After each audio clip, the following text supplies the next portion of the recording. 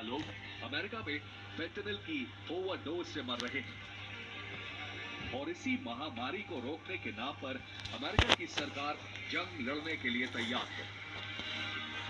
Canada जैसे पुराने दोस्त से भी और चीन जैसे दुश्मन से भी।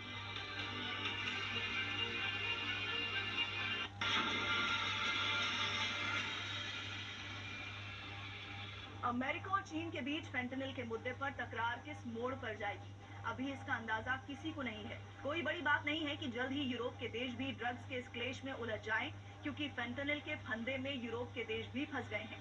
अफगानिस्तान में अफीम की खेती पर तालिबानी पहरा है, इसलिए हेरोइन का नशा करने वाले फेंटनिल को दवा की जगह ड्रग्स की तरह इस्तेमाल कर रहे हैं। यूरोप में फेंटनिल का नया अलार्म किस देश में बजा है? अमेरिका से पहले नशे की ये महामारी कहां फैली? देखिए अफीम का ये episode, China powder, the poison pack.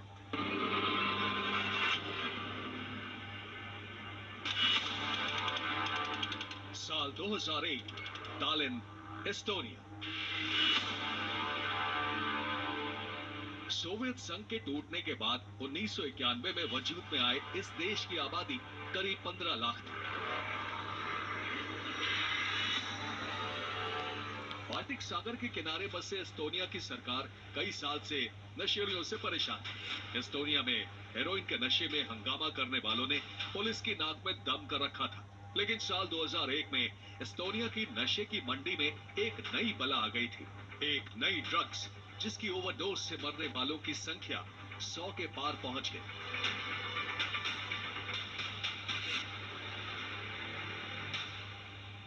मरने वाले नशेड़ियों की पोस्टमार्टम रिपोर्ट से खुलासा हुआ कि एस्टोनिया में नशे के आदी लोग फेंटनिल की ओवरडोज से मर रहे हैं।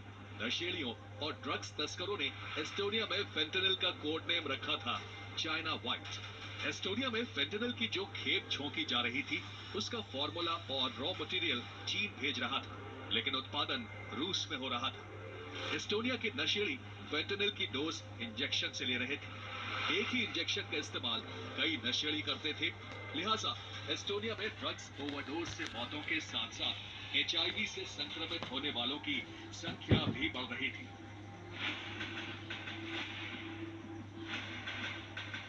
एस्टोनिया की सरकार और जांच एजेंसियों ने फेंटनिल के खिलाफ अभियान छेड़ दिया। वहां फेंटनिल का संकट इतना गंभीर था कि एस्टोनिया को यूरोप की ड्रग्स कैपिटल कहा जाने लगा।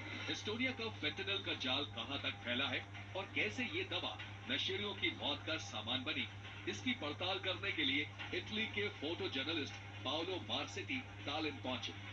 उनकी आपबीती और रिपोर्ट बेहद चौंकाने वाली थी। And they lived in this very precarious house. Here on the right, you can notice the heater. And believe me, it was not enough because outside was minus 25, 27, deeply cold, deeply cold. This is Arthur. In this moment, he is in his kitchen to take his dose of fentanyl. This drug arrived in Estonia like a consequence of a Taliban ban in Afghanistan about the opium. This created a void in the European drug market. European drug dealers thought to substitute the opium with the fentanyl, and it worked. The cost is much lower, and at the same time is 10 times most dangerous than opium. Fentanyl mafia से निपटने के लिए Estonia की सरकार ने वही किया जो आमतौर पर कोई सरकार करती है। नशेड़ियों की धरपकड़ शुरू हुई, लेकिन फेंटनिल का कहर कम होने के बजाय बढ़ता गया। करीब 15 साल की नाकामी के बाद एस्टोनिया ने फेंटनिल के खिलाफ जंग की रणनीति बदल दी। वहां नशेड़ियों को जेल भेजने के बजाय उनकी काउंसलिंग और इलाज पर जोर दिया गया। एस्टोनिया की पुलिस को निर्देश दिया गया कि वो नशेड़ियों को टारगेट करने के बजाय फेंटनिल बनाने और बेचने वालों की नकेल कसे। इस बदलाव का असर 2 साल बाद दिखा।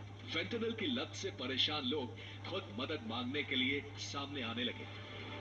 उन्हीं नशेड़ियों से फेंटनिल तस्करों के नेटवर्क का पता लगाना आसान हो गया। साल 2017 आते आते एस्टोनिया में फेंटनिल का संकट काफी हद तक काबू में आ गया।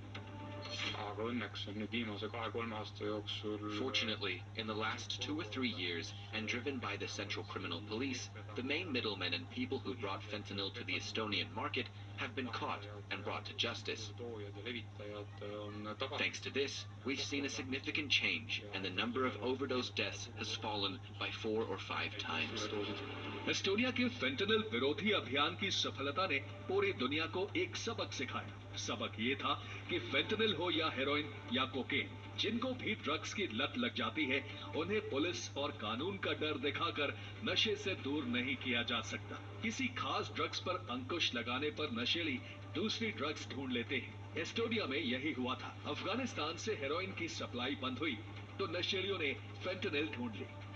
इस वक्त अमेरिका में फेंटनल का संकट भी एस्टोनिया जैसा ही है। अमेरिका में भी जो लोग पहले हेरोइन या कोकेन का नशा करते थे, उन्हें फेंटनल की लत लग गई। अमेरिका के पूर्व सैनिक भी फेंटनल के नशीले जाल में जकड़ गए, जिन्हें तस्करों ने ये दवा नहीं दी थी। जंग में घायल अमेरिकी सैनिकों को फेंटनल की डोज सेना के डॉक्टरों ने दी थी, बिना ये सोचे कि लगातार फेंटनल की डोज देने का अंजाम क्या होगा।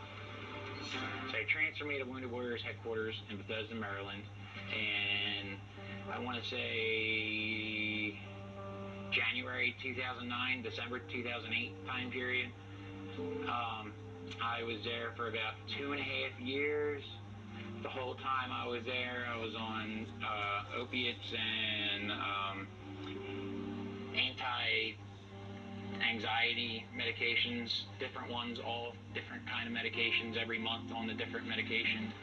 अमेरिका में फेंटनल के कहर का नया दौर साल 2022 में शुरू हुआ। अफगानिस्तान में तालिबान के सत्ता में लौटने के बाद हेरोइन की सप्लाई बंद हुई तो हेरोइन का नशा करने वालों ने तलब मिटाने के लिए फेंटनल खरीदना शुरू कर दिया। अमेरिका ने अपने देश में फेंटनल संकट का दोष चीन, मेक्सिको और कनाडा पर मढ़ दिया, लेकिन इसका ये मतलब नहीं है कि फेंटनल का नशा सिर्फ अमेरिका की मुसीबत है।